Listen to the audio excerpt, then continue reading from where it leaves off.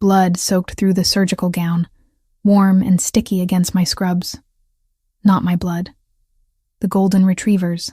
12 hours of emergency after emergency, and this last one had been touch and go. Internal bleeding from a hit and run. The dog made it. Barely. I stripped off the gown and tossed it in the biohazard bin, my hands shaking from exhaustion and adrenaline crash. 2:17 in the morning. The clock on the wall mocked me with each tick. I was 28 years old and this was my life. Night shifts at an emergency animal clinic, surviving on coffee and spite, trying to outrun debt I'd never catch up to. The locker room was empty. Everyone else had gone home hours ago. I changed out of my scrubs, pulled on jeans and a sweater that smelled faintly of antiseptic no matter how many times I washed it. My reflection in the mirror looked hollow. Dark circles under green eyes, hair pulled back in a messy bun. I looked older than I was. Felt it too. The parking lot was a lake. Rain hammered down so hard I could barely see my car through the glass doors. Of course, because tonight hadn't been brutal already. I pulled my jacket tighter and ran for it. Water soaked through my shoes in seconds. The cold bit at my ankles as I fumbled with my keys, hands clumsy with fatigue. My ancient Honda sat alone in the far corner where I always parked it, away from the nice cars, away from the risk of door dings I couldn't afford to fix. The envelope. God, the envelope. It sat on my passenger seat where I'd left it this morning. Red. Bright crimson red with final notice printed across the front. Rent was due 3 days ago. My landlord had been patient until he wasn't. And the student loan payment I'd deferred twice already. The interest compounding, drowning me slowly. I started the engine. The wipers fought a losing battle against the downpour. Visibility was maybe 10 feet. Maybe. But I lived 20 minutes away, and every minute I sat here was another minute I wasn't in bed, wasn't unconscious, wasn't thinking about the golden retriever's owner crying while I operated, or the stack of bills on my kitchen counter, or the fact that both my parents were dead, and I was completely alone in this. The streets were abandoned. Just me and the rain, and the red glare of traffic lights reflecting off wet asphalt. I should have called an Uber, should have waited it out. But I was so tired. Tired of being careful. Tired of being responsible. Tired of everything. The light ahead turned yellow.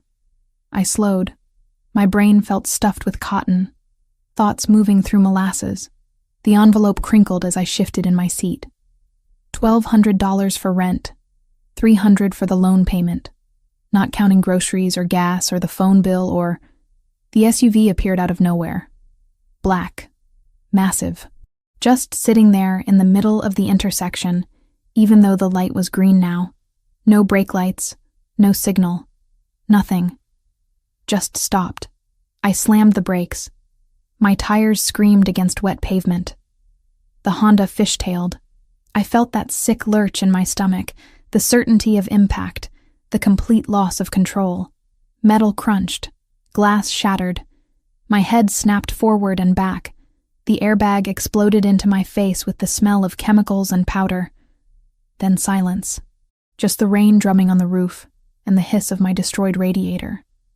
I sat there stunned, breathing hard, tasting blood where I'd bitten my tongue. My hands were still locked on the steering wheel, knuckles white. The airbag deflated slowly, leaving my face stinging. The SUV hadn't moved. I'd hit it square in the rear bumper. My entire front end was crumpled like paper. Oh God. Oh God, oh God, oh God. I fumbled for my seatbelt with numb fingers. The door wouldn't open. Jammed. I had to throw my shoulder against it twice before it gave way. Rain soaked me instantly as I stumbled out onto the street. "I'm so sorry," I called out, my voice cracking. "I didn't see you, the rain, I'm so..." The driver's door of the SUV opened. A man stepped out. Tall, maybe 6'2". Dark suit despite the hour, despite the weather. No umbrella. He stood in the downpour like it wasn't even happening, water streaming down his face, his dark hair slicked back. Then I saw his eyes. Light brown, almost amber in the streetlight. Cold, assessing. The kind of eyes that saw everything and forgot nothing. Behind him, Another vehicle materialized from the darkness. I hadn't even noticed it. Another black SUV. Men emerged, 3 of them, also in suits, also moving with that peculiar grace that said they were used to violence. Ice flooded my veins. "I'm sorry," I said again, hating how my voice shook. "My insurance will cover—" "Stay there." His voice was quiet, controlled. The kind of quiet that was more terrifying than shouting. An accent underneath the words. Italian, maybe. He walked toward my crumpled Honda without hurrying. Water splashed under his expensive shoes. He crouched down near the front, examining the damage with the focus of a surgeon. Then his gaze swept the interior through the broken windshield. I watched him take inventory. The coffee cups. The scrubs I'd tossed in the back. The stack of medical journals on the passenger floor. My wallet. It must have fallen during impact. It lay on the asphalt, splayed open. My license visible in the glow of the headlights. He picked it up. Studied it. His thumb traced over my address with careful precision. Amanda Wells. He read my name like he was memorizing it. 28, Oregon Street, veterinarian. His eyes flicked to my bloody sleeve. Long shift? I couldn't speak. Couldn't move. One of his men approached, murmured something I couldn't hear. The man in charge, the one holding my wallet, my entire life in his hands, nodded once. "Is anyone hurt?" I managed. "I can call an ambulance. I'm medical." "No ambulance." He stood, pocketing my license. "Just taking it. Your car is totaled." "I know. I'll call a tow. My men will handle it." He gestured, and one of them moved immediately toward my Honda. "You need a ride." No, I'll call someone. I can—" "You'll get in the car." "Not a request." His hand swept toward the undamaged SUV. "It's 2:30 in the morning. You're exhausted. You'll make another mistake." Terror and exhaustion, and something else I couldn't name, warred in my chest. He was right about the exhaustion. Right about the danger. But getting into a car with him felt like a different kind of danger entirely. "Who are you?" Something flickered across his face. Amusement, maybe. Or recognition that I'd asked a question I wouldn't like the answer to. "Christopher Pellegrini." He said it like I should know. Like everyone should know. "Get in the car, Amanda." My name in his mouth sounded like ownership. I got in the car. The interior was leather and luxury I'd never experienced. Soundproofed. The rain became a distant whisper. Christopher slid in beside me. Not close, but close in a vehicle designed to seat 6. The scent of him filled the space. Cedar. Something sharper underneath. Clean but dangerous. His driver pulled away from the wreckage without being asked. I twisted to look back at my Honda, at my entire miserable life sitting in the middle of that intersection, and felt something break in my chest. "Where do you live?" Christopher's voice pulled me back. "Oregon Street. Apartment 3B. The address he'd already stolen from my license. He made no comment on the neighborhood. Didn't need to. We both knew it was rough.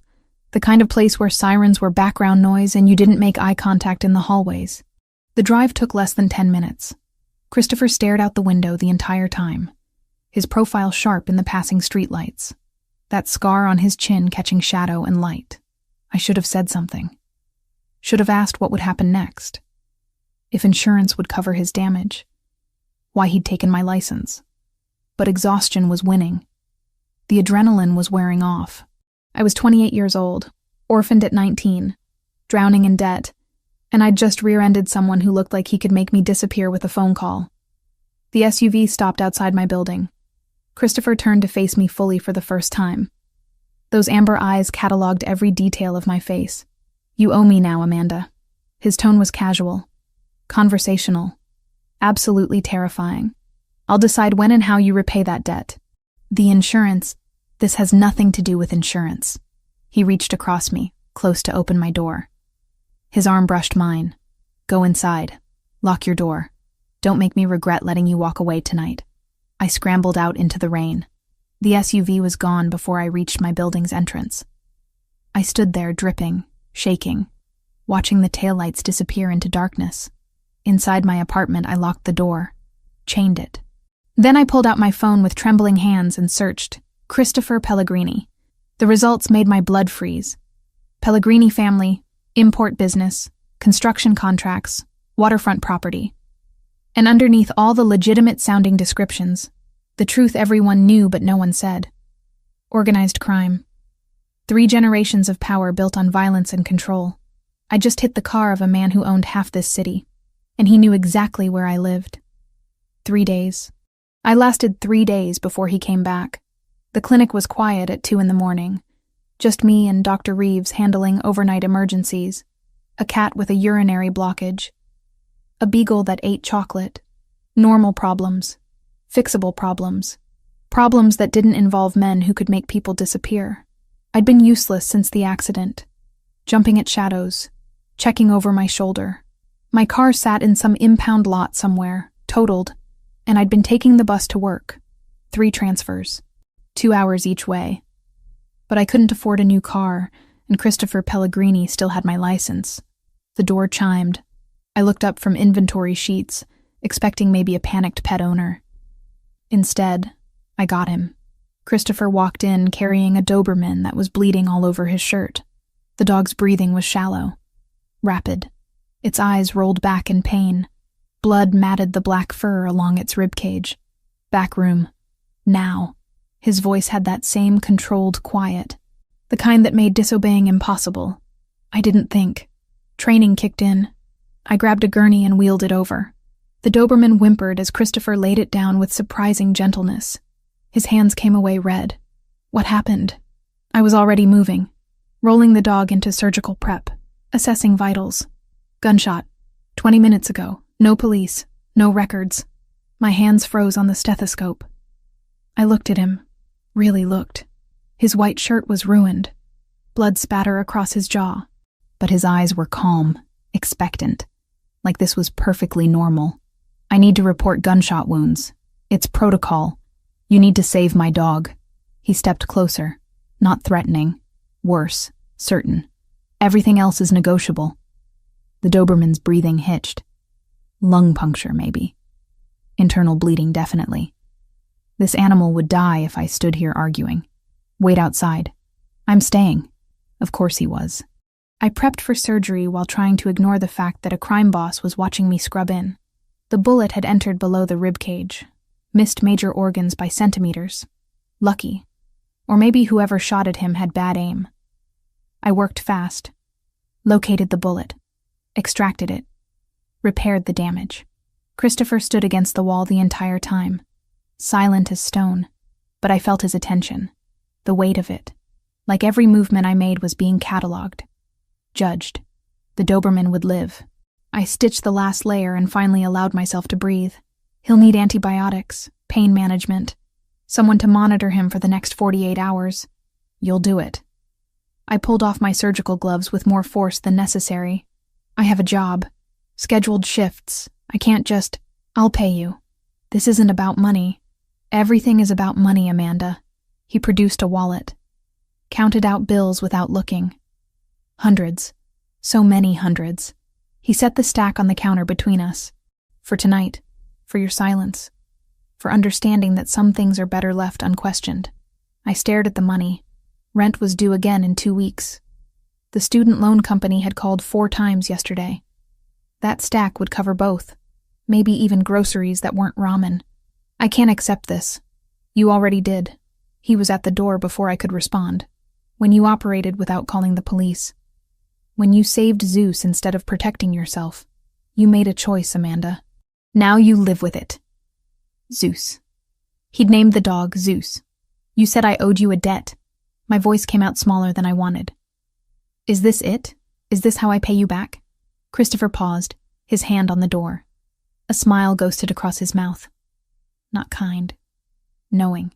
This is how you go deeper. The debt compounds. He glanced back at the Doberman, at Zeus, unconscious but stable on the table. I'll send someone for him tomorrow night. Take good care of my dog, Amanda. I'd hate for anything to happen that might make me disappointed. Then he was gone. Just like that, leaving me with a gunshot Doberman, a stack of cash, and the growing certainty that I'd crossed a line I couldn't uncross. Dr. Reeves found me an hour later, still standing in the surgical suite, staring at the money like it might bite. You okay?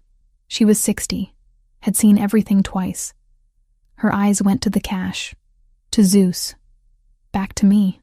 Amanda, emergency walk-in, paid in advance. The lie tasted sour. I'm keeping the dog overnight for observation. She didn't believe me. I could see it. But she also didn't push. That's what working overnight emergency veterinary medicine taught you. Sometimes you didn't ask questions. Sometimes you just cleaned up blood and moved forward.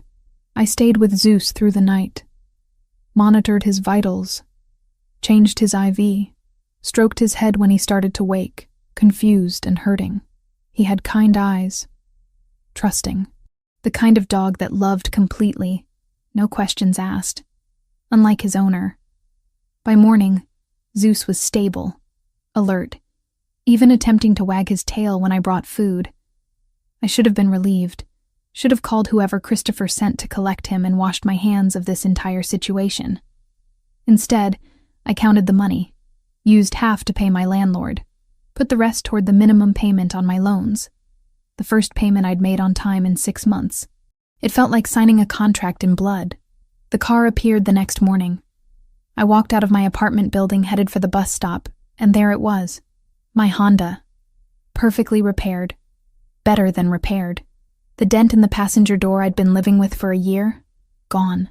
The cracked windshield? Replaced. New paint. New tires. A key sat on the dashboard, just sitting there, like it had always been mine. I stood on the sidewalk, staring. Pedestrians flowed around me. Morning traffic rumbled past. The world kept turning while mine tilted sideways. He'd fixed my car. Not just fixed, improved. And he'd known exactly where I lived, where I parked, how to access it without me noticing. There was no note, no message, just the car, and the understanding that I now owed him twice over. I drove to work in silence, hands shaking on the wheel. The interior still smelled new, factory fresh, expensive. Nothing like the stale coffee and old upholstery I'd grown used to. A week passed. Zeus went home with a man who didn't give his name, just handed me a card with a phone number. Christopher's number, I assumed. I didn't call it. Didn't need to. He knew where to find me. The men came on a Tuesday. 2 of them. Tall, broad, with accents that turned their English harsh and clipped. Eastern European. Russian, maybe. They walked into the clinic during my shift like they owned it. Looked around with slow, deliberate attention. One of them smiled at me. All teeth. No warmth. "We're looking for someone," he said. "Christopher Pellegrini. You know this name, yes." Every instinct screamed danger. These weren't Christopher's men. The energy was wrong. Predatory in a different way. "No." The lie came easily. Surprisingly easily. "I don't know who that is." The man's smile widened. "You sure? This clinic. We hear interesting things about this clinic. About Doberman with bullet wound. About woman who asks no questions." My blood turned to ice. "I see a lot of animals. Can't remember every case." "No?" He leaned against the counter. Casual, conversational, terrifying. "Is shame. Because man we're looking for, he caused trouble for a lot of people. And people who help him?" He made a soft clicking sound with his tongue. "They have trouble too." The other man was looking at the surgical suite door, at the files, at everything. Memorizing. "I can't help you." My voice stayed steady through sheer force of will. "Now, if you're not here for veterinary services, I'll have to ask you to leave." They left, but slowly, taking their time, making sure I understood this wasn't over.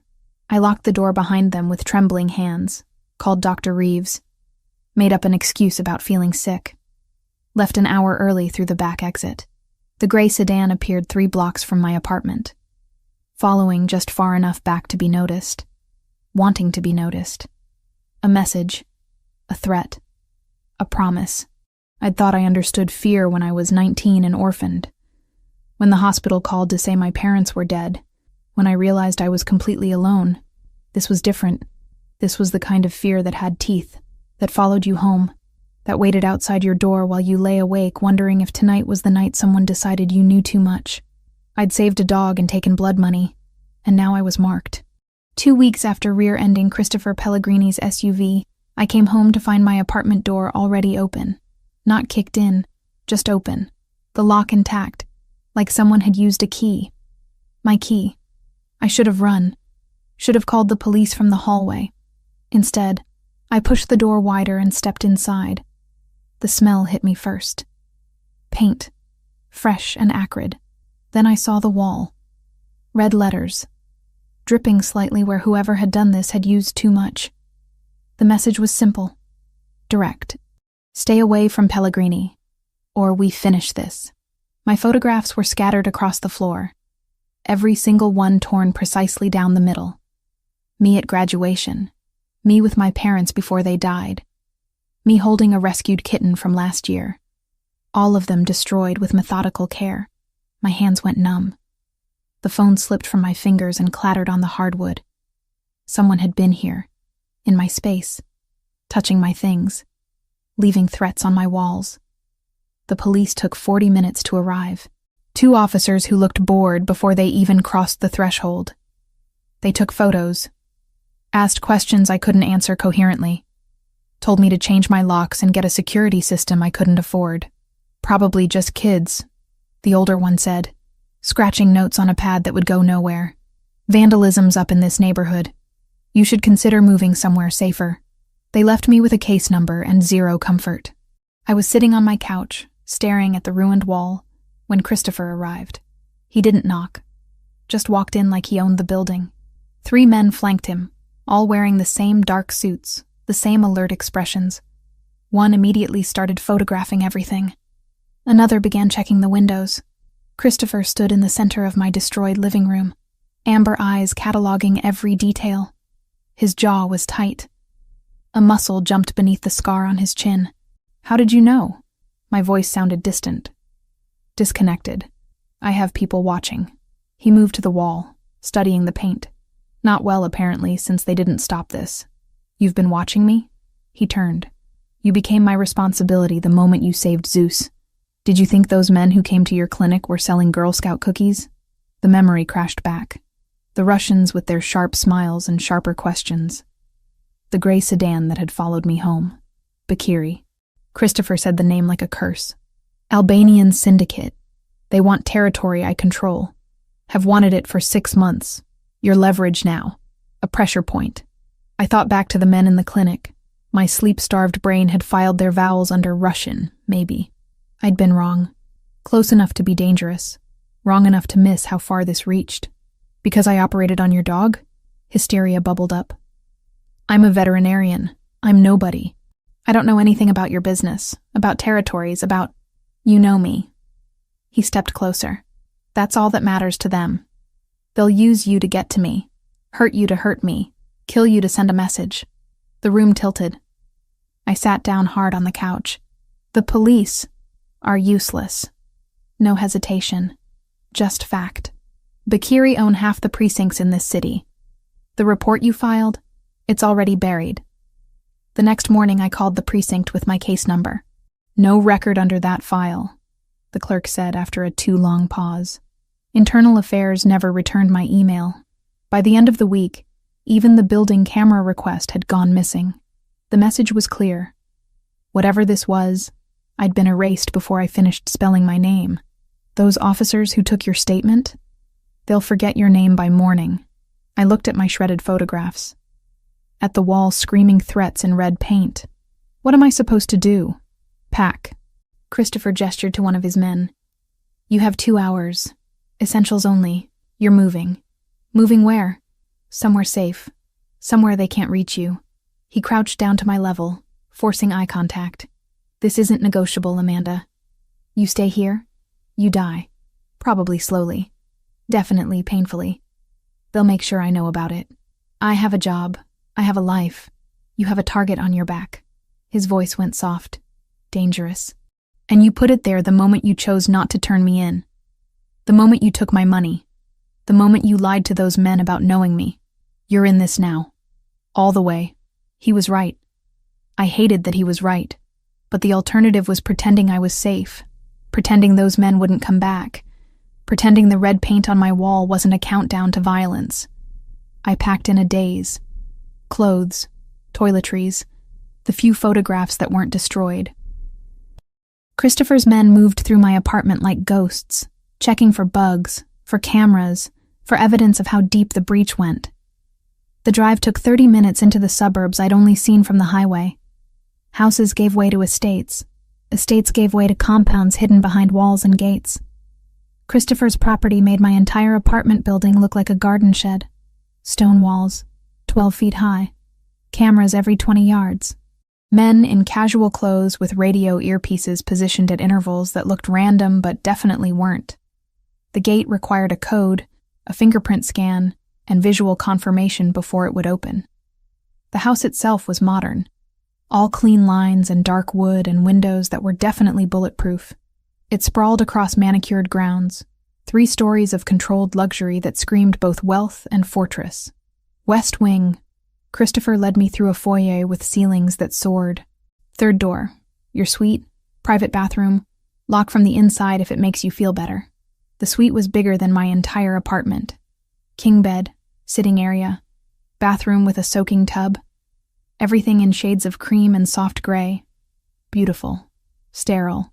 A gilded cage. I can't live here. You'll adjust. Christopher set my bag down. Rules are simple. You don't leave without escort. You don't tell anyone where you are.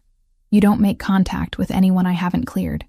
You work your scheduled shifts. My men drive you. They wait. They bring you back. What am I? A prisoner? You're alive. He moved to the door. That's more than you'd be if I left you in that apartment. Remember that when you start feeling trapped. The first week was suffocating. I woke in that enormous bed disoriented every morning. Went to work with a silent man named Frank, who drove like every intersection might hide assassins. Worked my shifts while he waited in the parking lot.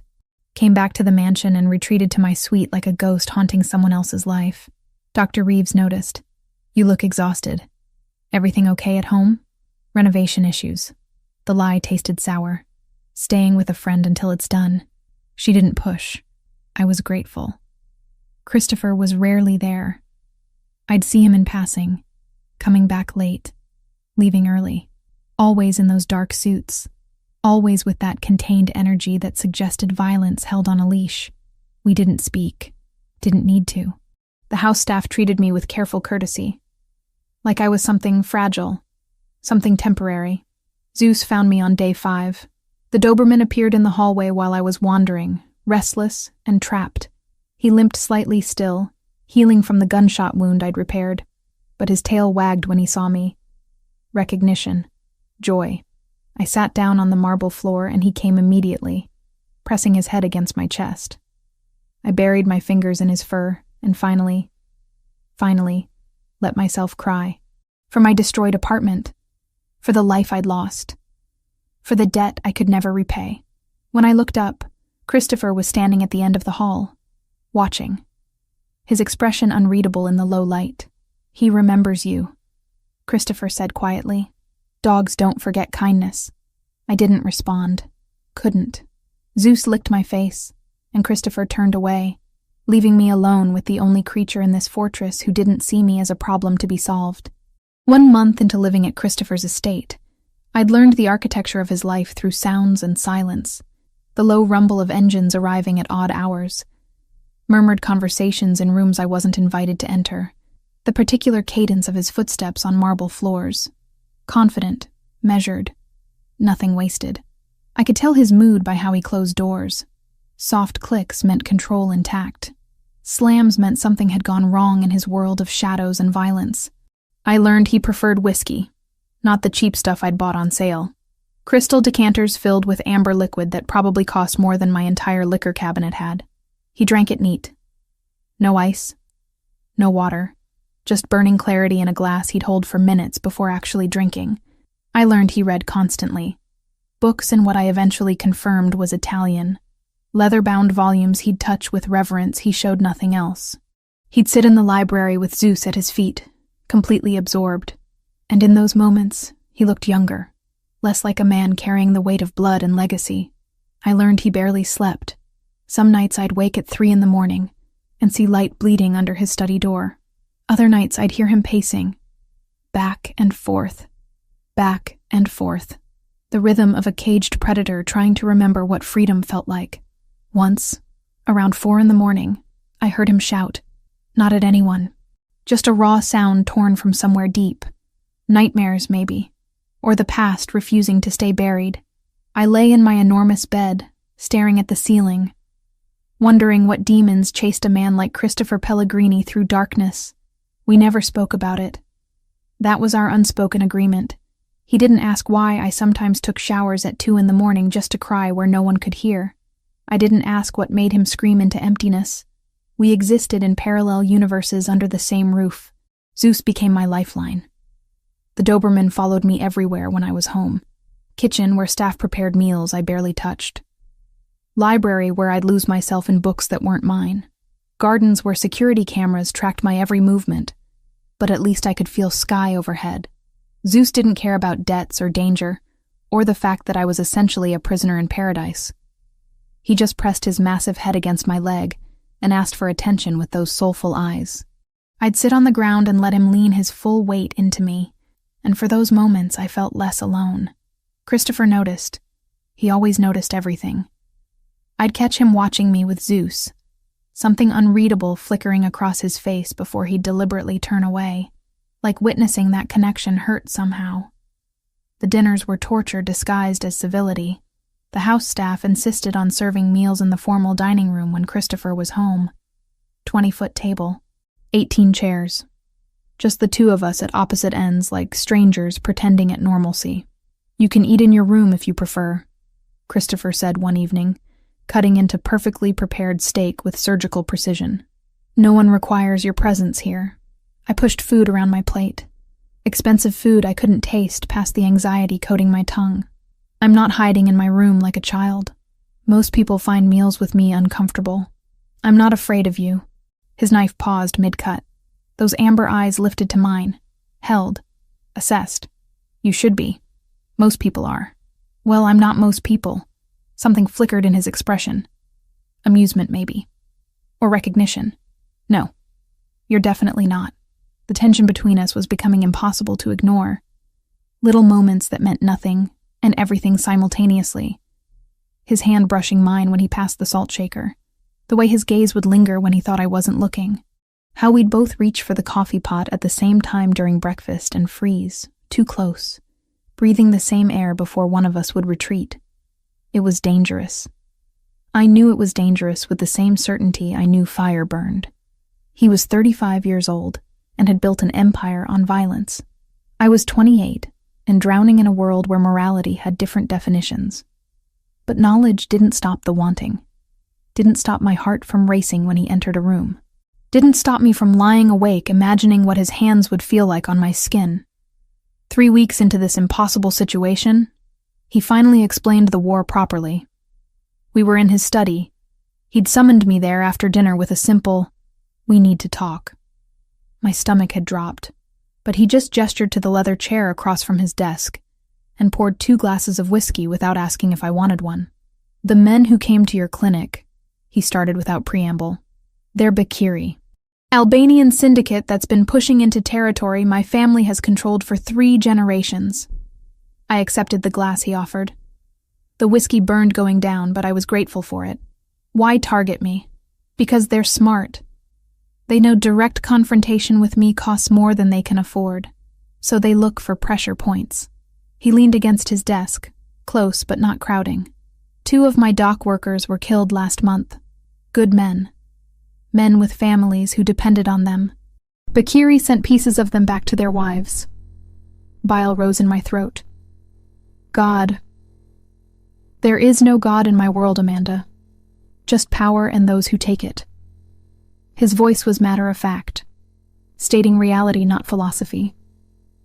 They marked you because I showed interest, fixed your car, visited your clinic multiple times. In my world, that signals value, and value becomes leverage. So this is because you were nice to me.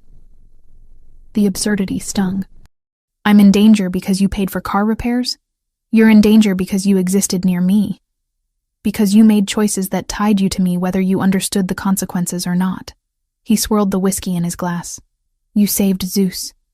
You lied to protect me. You accepted my money.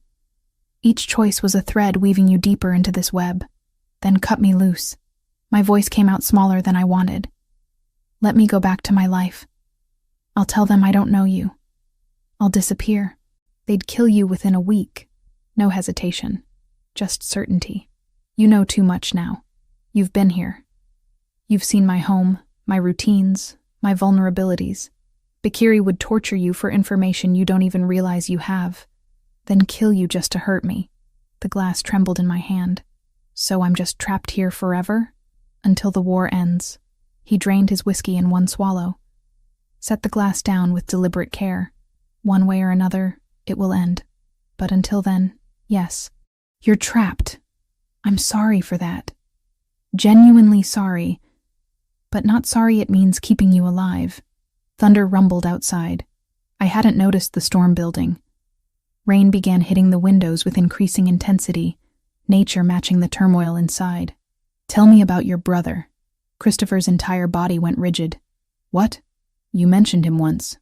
That you lost someone. That it's why you can't let me go. I met his gaze directly. Tell me about him. For a long moment I thought he'd refuse. Thought he'd dismiss me back to my suite and return to whatever isolation he preferred. Instead, he refilled both our glasses. Luca was 22, youngest of 3 brothers. He was supposed to go to law school, supposed to be the legitimate face of the family business. Christopher's voice went flat, emotionless in a way that screamed of pain buried deep. He trusted someone he shouldn't have. A friend, someone we thought was loyal. That friend sold him to our enemies for $50,000 and a promise of protection. What happened? They took 3 days to kill him. Made sure we knew every second of it. By the time we found his body, he was unrecognizable. Christopher's hands flexed around his glass. I was 27, supposed to be protecting him. Instead, I was so focused on expanding territory, on proving myself worthy of leadership, that I missed the thread inside our own organization. The grief in his voice was raw, ancient but still bleeding. That wasn't your fault, wasn't it? He finally looked at me. I should have seen it. Should have known. Should have protected what mattered instead of chasing power I already had. After Luca died, I swore I'd never care about anyone outside this life again. Never give enemies that kind of opening. Never fail to protect someone again. But you climbed out of a wrecked car and apologized for the accident even though you were terrified. You saved Zeus without asking questions. You looked at me like I was human instead of monster. His voice dropped. And now I can't stop thinking about what happens when this ends. When you leave. When I have to watch you walk away because keeping you means destroying you. My heart hammered against my ribs so hard I thought he'd hear it. What do you want from me, Christopher? The question hung between us. Heavy, dangerous, inevitable.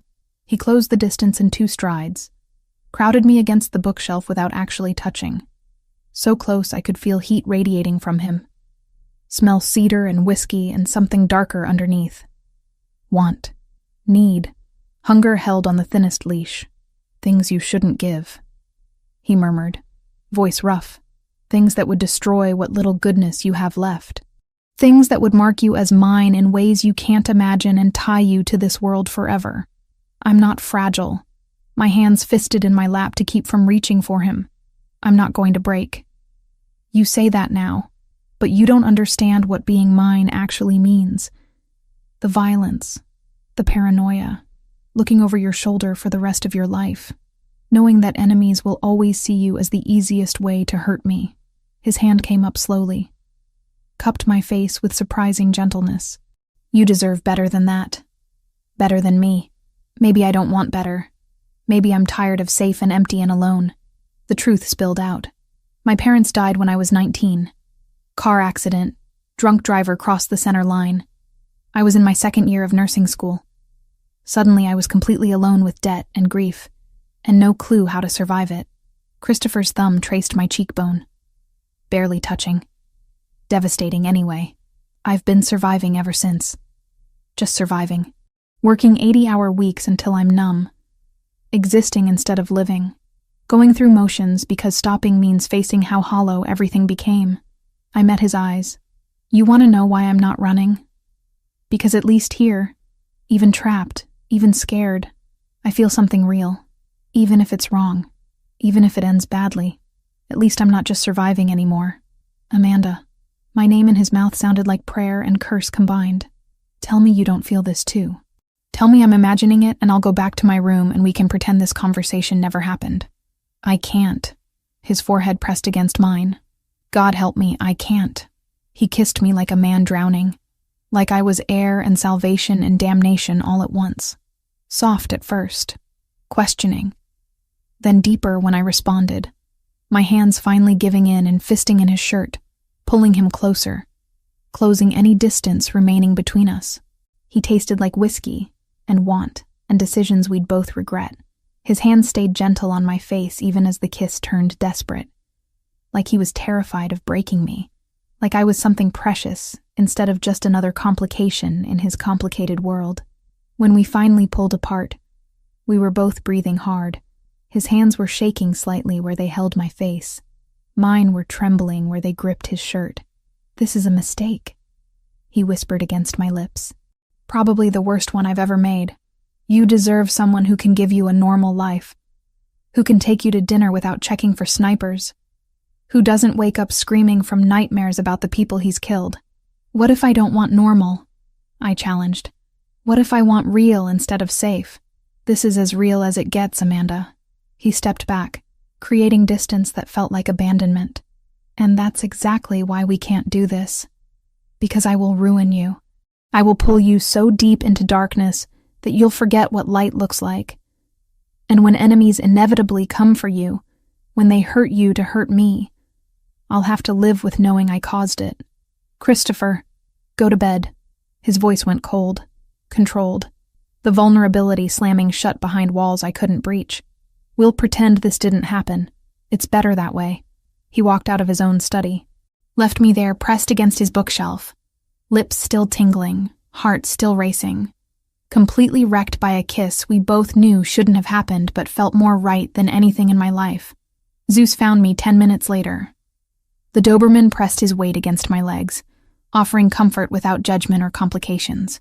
I slid down to the floor and buried my face in his fur. Outside, the storm raged. Inside, something fundamental had shifted between Christopher and me. We'd crossed a line we couldn't uncross, acknowledged feelings that should have stayed buried. And I knew with absolute certainty that everything was about to get infinitely more complicated, because you can't unknow how someone tastes. Can't unfeel the desperation in their touch. Can't pretend you don't want something with every fiber of your being, even when you know it will probably destroy you. 6 weeks after moving into Christopher's fortress, I stopped feeling like a guest and started feeling like an inmate. The gilded cage was still a cage no matter how comfortable the bars. I was leaving the clinic at 3 a.m. when everything went wrong. Frank was driving. Same route we always took. Same silent professionalism he always maintained. I was half asleep in the back seat, my head resting against the window, thinking about the chocolate lab I'd just operated on. Bloat. We'd caught it in time. The dog would live.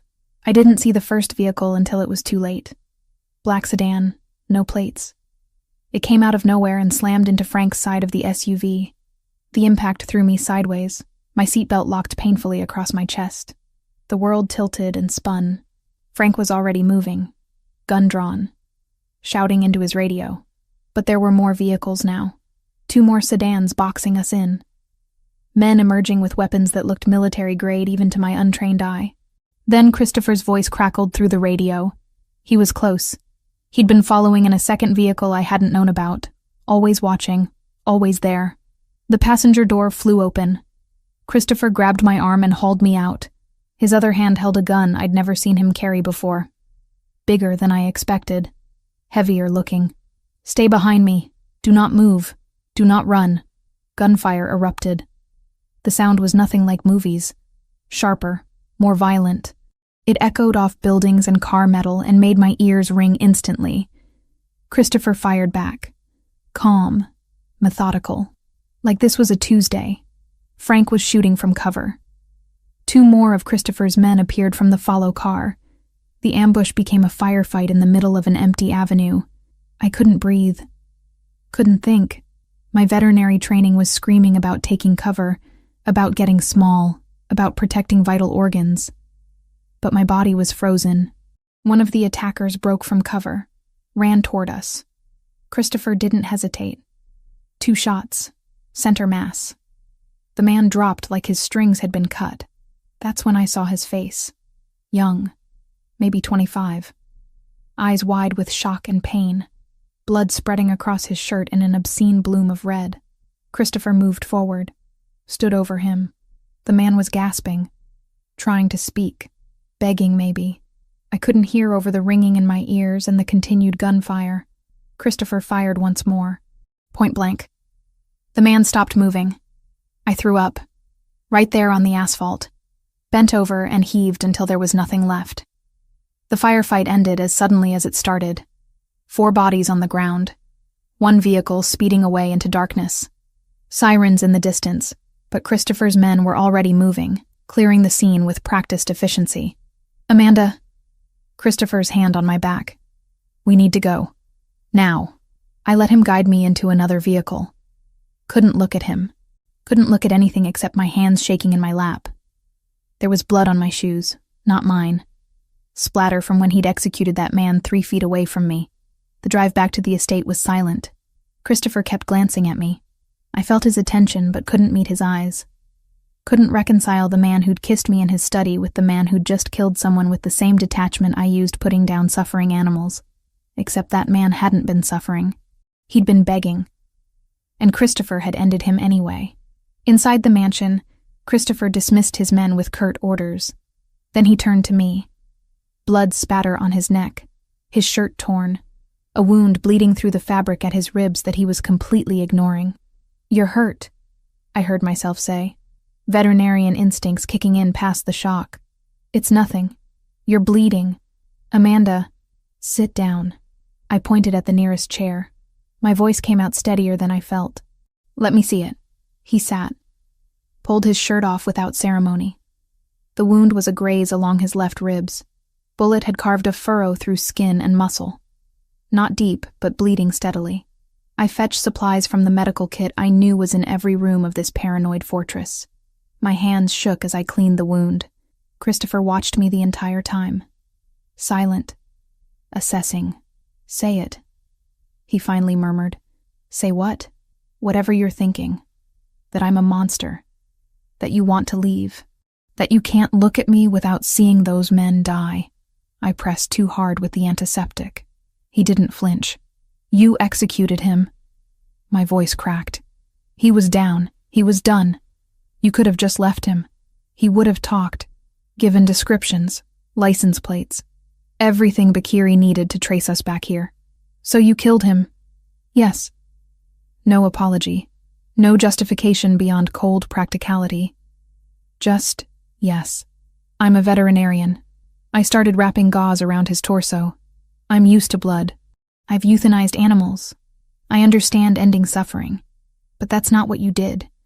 You killed him to protect yourself. To protect me. And you didn't even hesitate. No, I didn't. His hand caught my wrist. Gentle but firm. Because in my world, hesitation gets you killed. Gets the people you care about killed. That man and his friends came to kidnap you. To hurt you. To use you against me. I didn't show mercy because they wouldn't have shown you any. So I'm just supposed to accept that? Accept that people die because of me? People die because of their choices. They chose to come after what's mine. I chose to protect it. His eyes burned into mine. If you want to hate me for that, hate me. But don't pretend you'd rather I'd let them take you. I finished bandaging him in silence. Packed away the supplies. Washed my hands 3 times, trying to scrub away the feeling of his blood under my fingernails. I need space, I said without looking at him. No. Excuse me?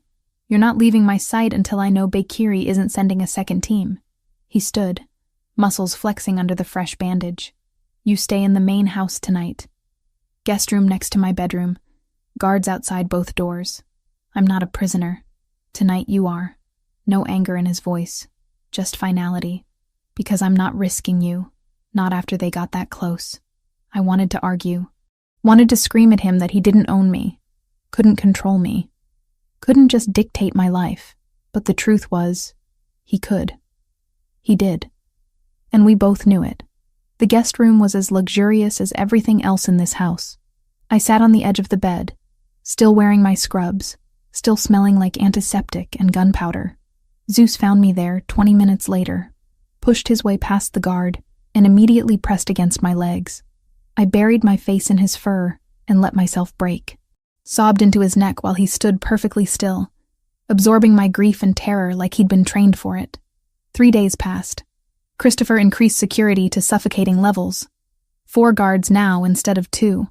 Routes to the clinic changed daily. Frank had a black eye but insisted he was fine. I stopped asking questions. Christopher's men treated me differently after the ambush. Before, I'd been a complication. Now I saw something else in their eyes. Respect, maybe. Or pity. I'd been blooded. Initiated into the violence they lived with daily. On the 4th day, Christopher called a meeting in his study.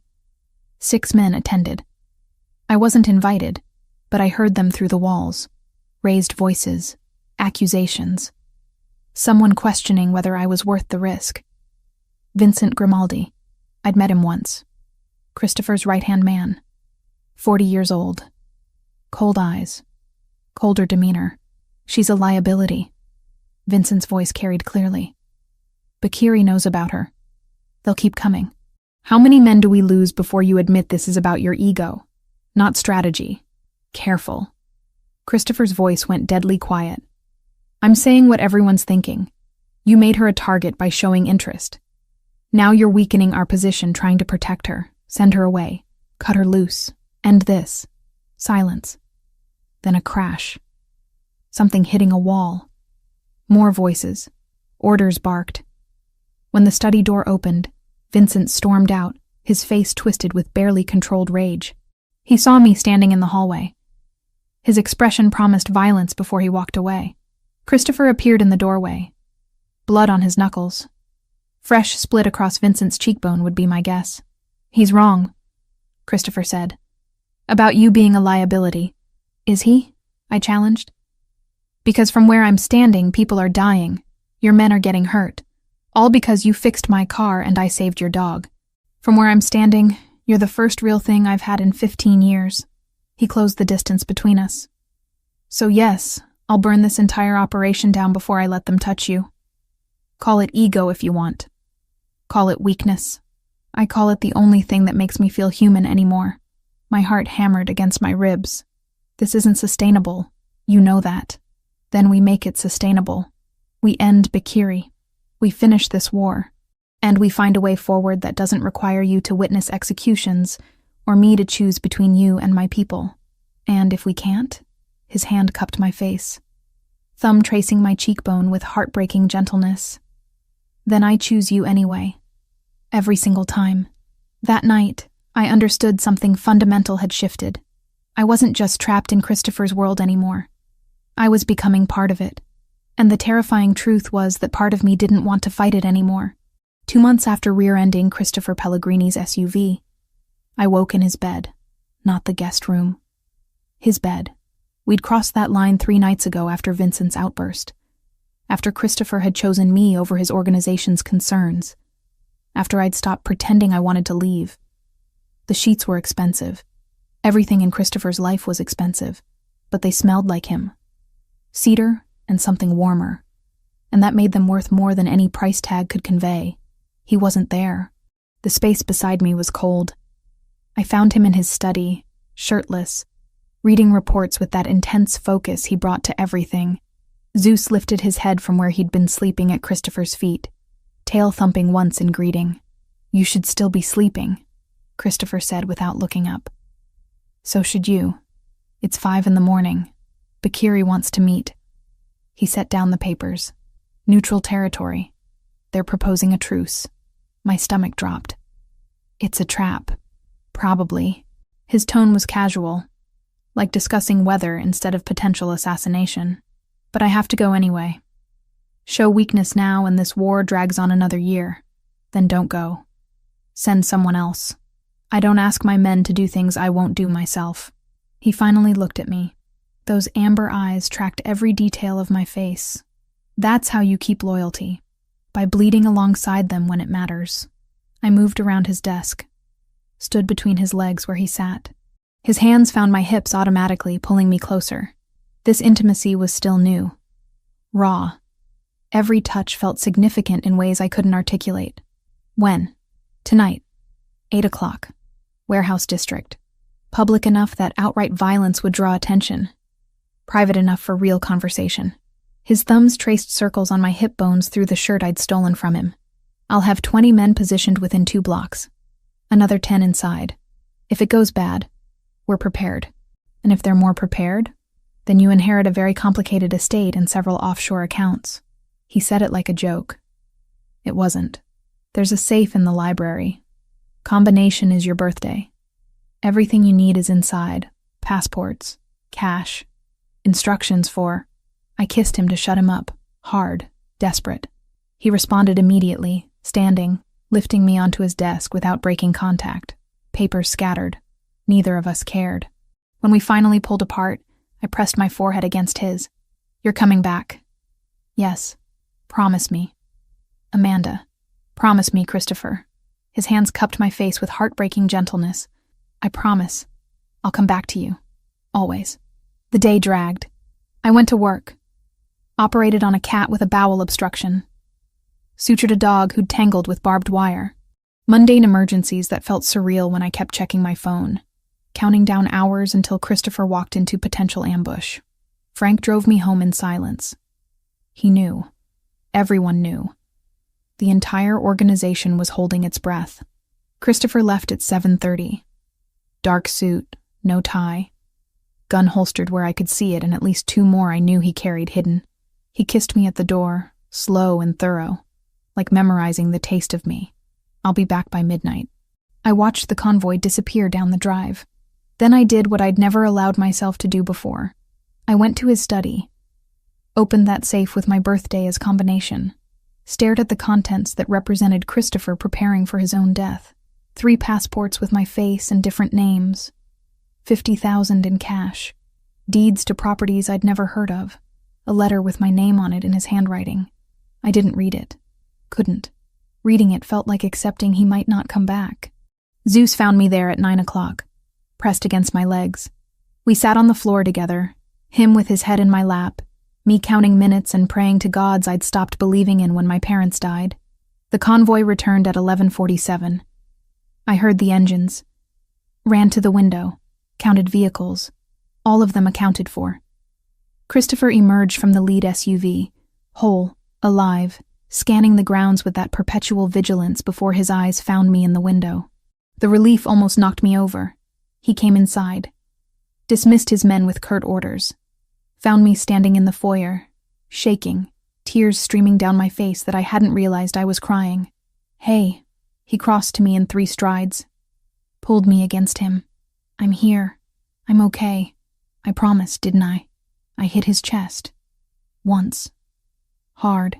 Don't ever do that again. Can't promise that. Then take me with you next time. I'd rather die beside you than wait here wondering if you're already dead. Something in his expression cracked. He kissed me. Fierce. Claiming. Then swept me up and carried me upstairs like I weighed nothing.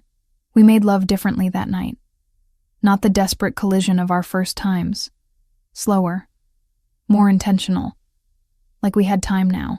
Like we'd both stopped pretending this was temporary. Afterward, lying tangled together, he told me about the meeting.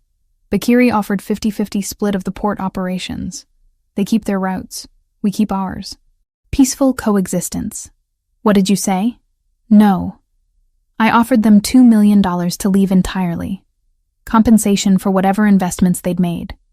Clean break. They refused? They countered with $3 million and maintained presence. I walked away. His fingers traced patterns on my spine. This doesn't end with compromise. It ends with one of us controlling everything, or both of us destroying each other trying. So we're back where we started. Not quite. He shifted to look at me. They're nervous. Bakiri himself looked older than his file photos. Tired. This war is costing him more than he expected. He'll either escalate soon or fold. We just need to survive whichever choice he makes. I pressed closer to him. Tell me something true. Something you've never told anyone else. Christopher was quiet for so long, I thought he wouldn't answer. Then, my father used to beat my mother. Every night he drank, which was most nights. She'd hide us in the basement. Me, Luca, our older brother Antonio. We'd hear it through the floorboards. The sounds, her crying after. My heart broke. Christopher. When I was 12, I tried to stop him. He broke 3 of my ribs and told me real men don't cry. Antonio was 15. He went after him with a kitchen knife. Father took it away, used it on him instead. Antonio survived, but he was never the same after. Left the family at 18. I haven't seen him in 20 years. That's why you became this. I touched his face, to never feel powerless again. That's why I became a monster. There's a difference. His eyes held mine. I'm not a good man, Amanda. I've killed people who probably didn't deserve it. I've hurt families, destroyed lives, built an empire on suffering I tell myself is necessary, but probably isn't. And yet you rescued animals with Zeus. You protect people under your command. You've never once made me feel unsafe even when I should. Because you're different. How? Because you make me want to be the man I might have been if my father hadn't beaten humanity out of me. He pulled me closer. You make me remember what softness feels like, what trust means, what it's like to care about something more than survival and power. I kissed his jaw, his chin, that scar I'd memorized. Tell me something else. Like what? Like what you want. Not for the organization, not for survival. What do you want for yourself? Christopher was silent again. Then, I want to watch you work in a clinic that's yours. Not the emergency place where you're overworked and underpaid. Your own space. Built exactly how you want it. I want to come home to you every night and not wonder if someone's going to use you to hurt me. I want normal, even though I've never had it and don't know what it looks like. Tears pricked my eyes. That's the most romantic thing anyone's ever said to me. It's not romantic. It's selfish. I'm asking you to build a life with a man who might die violently any day, who brings danger everywhere he goes, who will never be safe or simple. I don't want safe or simple. I want you. Exactly as you are. Broken parts and all. I kissed him. My parents died when I was 19. I spent 9 years being alone, working until I couldn't feel anything. Surviving but not living. You've made me feel alive again. That's worth more than safety ever could be. He made love to me again. Tender this time. Like I was something precious instead of just desired. And somewhere between heartbeats and gasped breaths and whispered promises, I understood we'd crossed a threshold we couldn't return from. I was his, and he was mine. And whatever came next, we'd face it together. The clinic felt different that night. 3 months after rear-ending Christopher's SUV, 3 months of living in his fortress, and I was suffocating under layers of protection that felt more like burial. I need space, I told him over breakfast. Just a few hours at work without guards hovering, without feeling watched every second. Christopher's jaw tightened.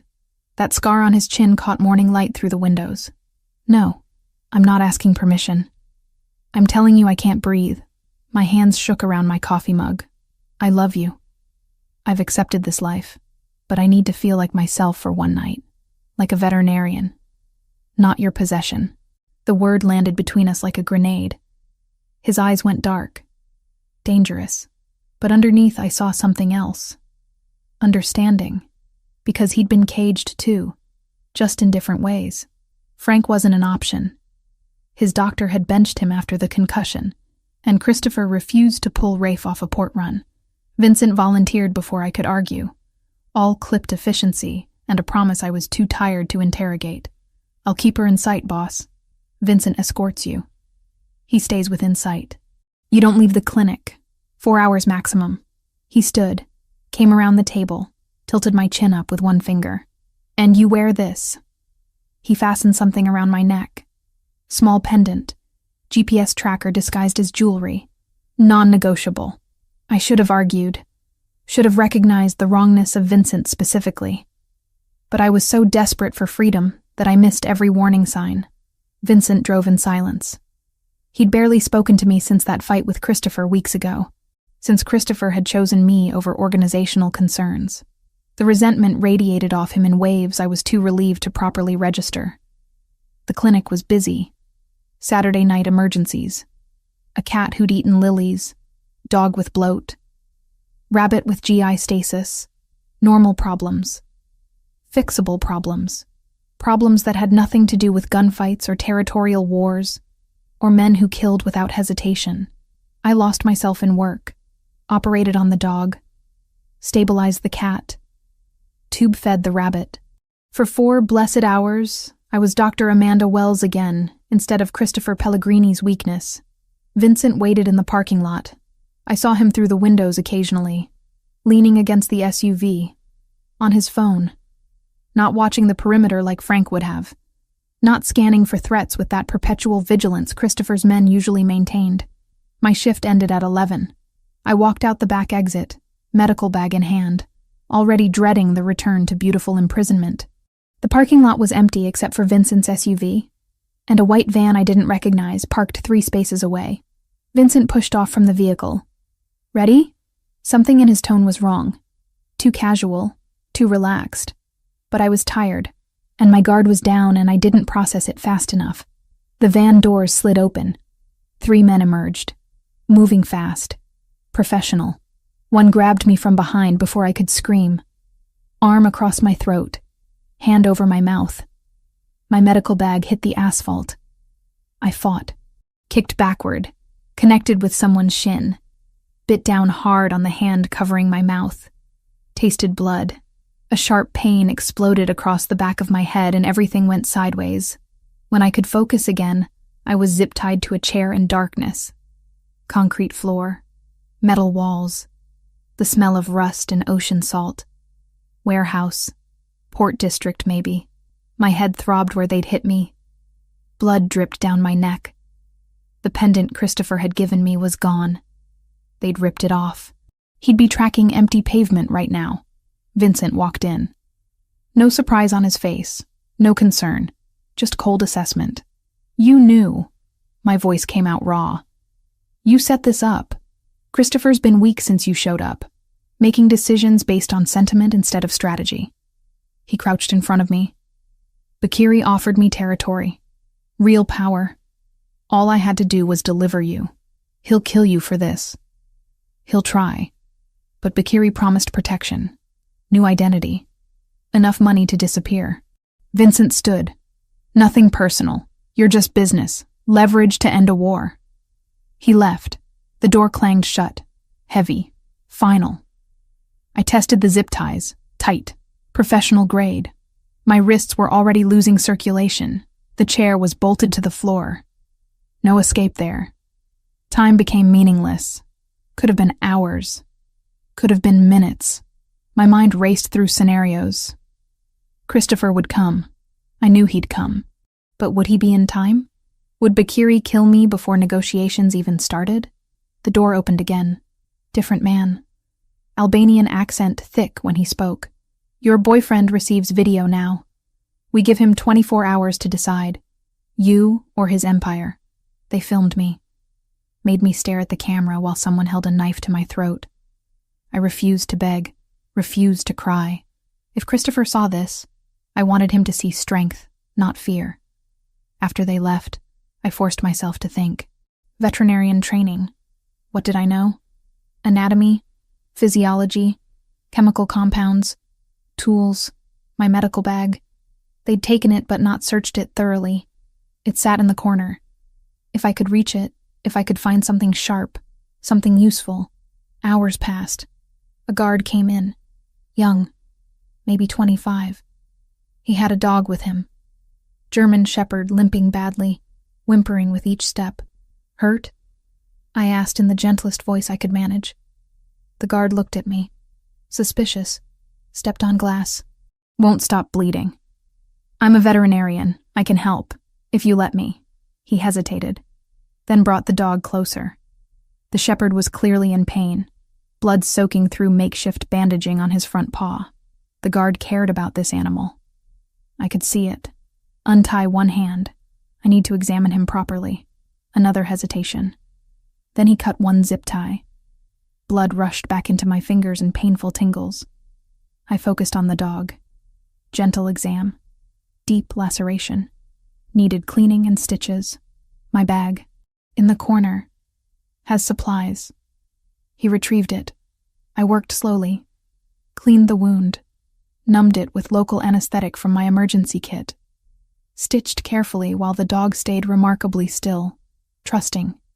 The guard watched every movement. "You're good with him," he said quietly. "All animals deserve care, even in bad situations." I tied off the final stitch, bandaged properly. "Keep it clean. Change the dressing daily. He'll heal." The guard looked at me differently after that. Not friendly, but not quite enemy either. He didn't retie my hand. Just left, taking the dog with him. I waited until his footsteps faded, then moved fast. Found what I needed in my bag. Scalpel blades. Small. Sharp. Hidden in the lining where they hadn't looked carefully. The remaining zip tie came off in minutes. My ankles took longer, but finally I was free. The warehouse was massive. Rusted. Multiple levels. I could hear men talking somewhere above me. At least 4 distinct voices. Maybe more. No way to fight through them. No phone to call for help. I found a corner. Made myself small. And waited. Because I knew Christopher. Knew he wouldn't negotiate. He'd come with violence and fury and every resource at his disposal.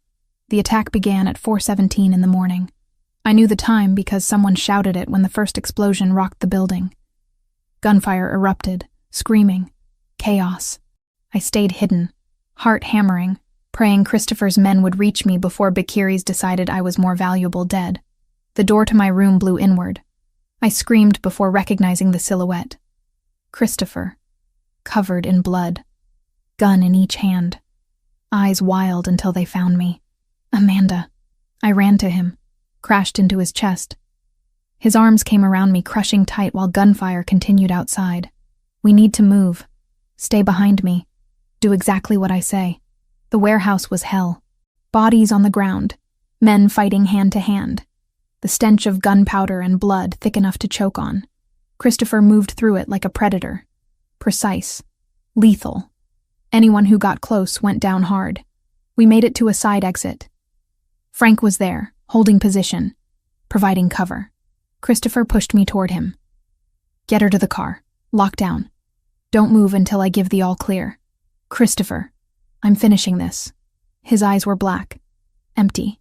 The man I loved completely absent behind whatever darkness drove him. Bakiri dies tonight. Vincent dies tonight. Anyone who touched you dies tonight. He went back into the warehouse before I could respond. I heard the gunfire intensify. Heard someone screaming. Heard that sharp crack that meant executions, not combat. Frank got me to an armored SUV. Made me lie on the floor. Waited. 20 minutes later, Christopher emerged, covered in more blood, dragging Vincent by the collar. Vincent was alive, but barely. Christopher threw him at another man's feet. Said something I couldn't hear. The man nodded. Hauled Vincent away. Then Christopher came to me. Opened the door. Pulled me out. Held me so tight I couldn't breathe. "He's dead. Bakiri's dead. It's over." I clung to him, shaking. "Vincent, we'll wish he died tonight. But death's too quick. Too easy. He betrayed family." Christopher's voice was empty, final. That requires something slower. I didn't ask what he meant. Didn't want to know. Just pressed closer to the only solid thing in a world gone violent. We drove home as dawn broke. Christopher held my hand the entire way. Neither of us spoke. What was there to say? I'd been kidnapped. He'd waged war. We'd both survived. But something fundamental had shifted again. I'd seen the absolute depths of what Christopher was capable of, and I'd contributed to my own rescue using skills meant to heal. We were both covered in blood, both changed by violence, both alive when we shouldn't be, and somehow, impossibly, that was going to have to be sufficient foundation for whatever came next. 3 weeks after the warehouse massacre, I woke to find Christopher standing at the window, staring at nothing. The nightmares had started for him. Not every night. but often, he'd wake gasping, reaching for weapons that weren't there, fighting battles that existed only in memory. I never mentioned it, just held him until the trembling stopped, until he remembered where he was, and that the war was finished. The aftermath was brutal in ways I hadn't anticipated. Vincent's betrayal had exposed cracks in Christopher's organization. Loyalties questioned, alliances tested. 3 more men were removed quietly, their treachery discovered too late to prevent damage, but early enough to stop total collapse. I didn't ask what happened to them. Some questions had answers I didn't want living in my head. The Bakiri syndicate had fractured after their leader's death. Some scattered back to Europe. Others tried negotiating with Christopher for scraps of territory. He showed no mercy. Within 2 weeks, the Albanian presence in the city had been completely erased. Christopher consolidated power with ruthless efficiency that should have terrified me. It didn't. Not anymore. I'd seen too much. Become too complicit. Crossed too many lines to pretend moral superiority. But the physical recovery was easier than the psychological. My wrists healed where zip ties had cut circulation. The concussion faded. Bruises yellowed and disappeared. My body returned to normal while my mind struggled to reconcile who I'd been with who I was becoming. Christopher never left my side those first weeks. Canceled meetings, delegated responsibilities, just stayed. We didn't talk much, didn't need to. His presence was enough. Solid. Real. Proof that we'd both survived. On the 3-week anniversary of my kidnapping, I made a decision. I'm going back to work. Christopher looked up from his breakfast, studied me with those amber eyes that saw too much. You sure? I need to feel useful, normal, like myself again. I reached across the table, took his hand. I can't stay locked in this house waiting for the next threat. That's not living. That's just existing. He nodded slowly. Security stays. Frank drives you. 2 guards minimum. Non-negotiable. I know. I did know. Would always know. This was the price of loving him. But I need this. Please. Then you'll have it. His thumb traced my knuckles. But not the emergency clinic. Somewhere else. Christopher. I bought the building on Maple Street. 3,000 square feet. Zoned for veterinary practice. It's yours. Set it up however you want. Hire who you need. I'll fund everything. I stared at him. You bought me a clinic? I bought you freedom. Within limits. Within protection. But freedom. He stood. Came around the table. Crouched beside my chair. You've given up everything for me. Your independence. Your safety. Your entire life. Let me give you something back. Let me give you the career you deserve. Tears blurred my vision. That's the second most romantic thing you've ever said to me. What was the first? That you'd burn your empire for me. His hand cupped my face. I would. I will. If it ever comes to that choice again, you win. Every single time. 3 months later, I stood in my clinic. My clinic. With my name on the door. Dr. Amanda Wells, DVM. Specializing in emergency care and rescue rehabilitation. The space was exactly what I'd imagined. Modern equipment, surgical suite that rivaled hospitals, comfortable waiting area, office where I could actually do paperwork without feeling like I was suffocating in someone else's space. Christopher had spared no expense, but he'd also respected every choice I'd made. Hadn't tried controlling the design or hiring, just provided resources and stepped back. I hired 3 technicians and a receptionist. Good people with solid experience who didn't ask too many questions about why 2 armed guards were always present. The neighborhood learned quickly that this veterinarian had protection. No one bothered us. No one dared. The work saved me. Saved us. Gave me purpose beyond being Christopher Pellegrini's weakness. I was a veterinarian again. Healing animals. Saving lives. Making a difference in ways that had nothing to do with organized crime. Christopher would visit sometimes. Usually late. After his own work finished. He'd sit in my office and watch me do paperwork. Zeus at his feet. Content just being near me. You're happy here, he observed one night. I am. I looked up from inventory lists. Thank you. For understanding what I needed. You've changed me, Amanda. Made me want things I never thought possible. Normalcy. Peace. A life that isn't just violence and survival. He paused. Marry me. The question stunned me into silence. Not because you're obligated. Not because you're in too deep to leave. Because I love you. Because I can't imagine waking up without you beside me. Because you're the only good thing I've ever created. He pulled a ring from his pocket. Simple. Elegant. A sapphire surrounded by diamonds. Marry me and make me believe I'm worth redemption. Yes. The word came out choked by tears. Yes, I'll marry you. He slid the ring on my finger. Perfect fit. Like everything with us. Unlikely. Complicated. Absolutely right. The wedding happened 4 months after my kidnapping. Small ceremony in Christopher's gardens. Maybe 30 people. His remaining trusted men. A few of my co-workers who'd become friends. Dr. Reeves cried when she hugged me. The kind of fierce, relieved tears only people from the night shift understand. I slipped an envelope into her hand later.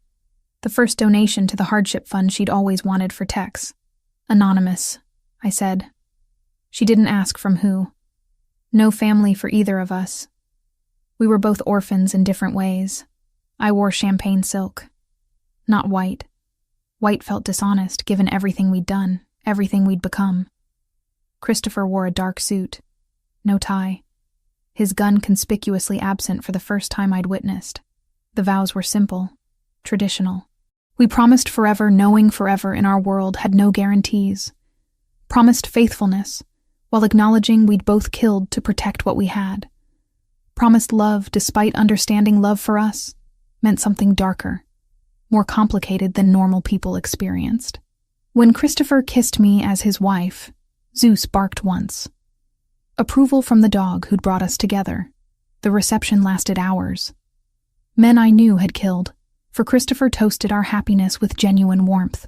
I danced with my husband, while guards watched the perimeter, and the sunset painted everything gold. That night, in his bed that was now our bed, Christopher traced the line of my spine with careful fingers. I never thought I'd have this. Have what? Peace. Someone who knows exactly what I am and stays anyway. A future that looks like more than just surviving the next war. He pressed his lips to my shoulder. Thank you for choosing me, for not running when you had the chance. I never had a choice. I rolled to face him. Not really. You've been it since that night in the rain, since you stepped out of that SUV and looked at me like I mattered, like I was worth protecting even when I was nobody. You were never nobody. You saved Zeus. That made you everything. 6 months later, I woke to nausea that wouldn't quit. Christopher knew before I did. Had already called his doctor. Already prepared himself for the news that changed everything again. You're pregnant, the doctor confirmed. About 8 weeks. Christopher's hand found mine immediately. Squeezed so tight it hurt. When the doctor left, he pulled me against him and just held me. Silent. Shaking slightly. Are you afraid? I asked. Terrified. This world, this life.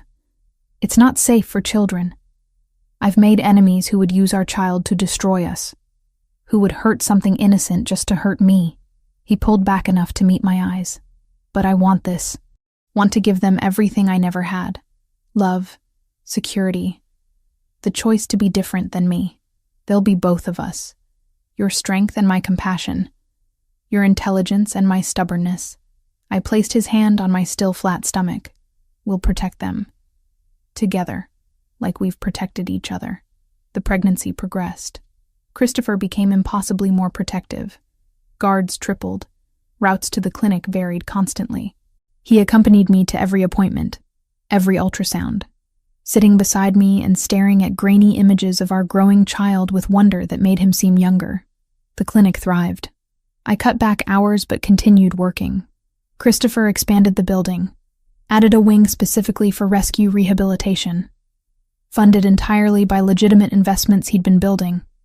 Money washed clean through businesses that actually existed, actually produced value. He was changing. Slower than I wanted sometimes, but undeniably different. Less quick to violence, more thoughtful about consequences. The man I'd met 9 months ago wouldn't have hesitated to kill someone who disrespected him. The man I was married to now counted costs beyond just tactical advantages. Zeus remained constant through everything. The Doberman had fully recovered, moved with that powerful grace I'd first admired. He'd become our protector, slept outside our bedroom, followed me everywhere when Christopher couldn't, seemed to understand the responsibility of guarding not just me now, but the life growing inside me. At 28 weeks pregnant, exhausted from a long shift, I found Christopher in the nursery he'd created, painting, a mural of stars and moon on the ceiling, his hands covered in silver paint, expression more relaxed than I'd ever seen it. "You're painting." He looked over his shoulder, smiled that rare, genuine smile that transformed his entire face. Thought they'd like looking at something beautiful when they can't sleep. I moved behind him, wrapped my arms around his waist as much as my pregnant belly allowed. "I love you. So much it scares me sometimes." "I know." He turned in my embrace, placed both hands on my stomach. Our daughter kicked against his palm. His expression went soft, vulnerable. She's going to have everything: safety, education, the choice to be whatever she wants. Doctor, artist, anything but this life. She'll choose her own path, just like we did. Our path nearly killed us both multiple times. But we survived. We're here. We're building something real. I kissed him. That's more than most people can say. That night, lying together with Zeus at the foot of our bed, Christopher's hand resting protective on my swollen belly, I thought about the 9 months since I'd rear-ended his SUV in the rain. 9 months that had contained a lifetime of violence and love and transformation. I'd lost my independence, my anonymity, my safety, but I'd gained a husband who'd kill for me without hesitation. A home built on loyalty and blood. A future I'd never imagined wanting. I'd chosen this, chose him, chose a life where danger was constant, but love was absolute. And despite everything, despite all the darkness, I'd choose it again, every single time.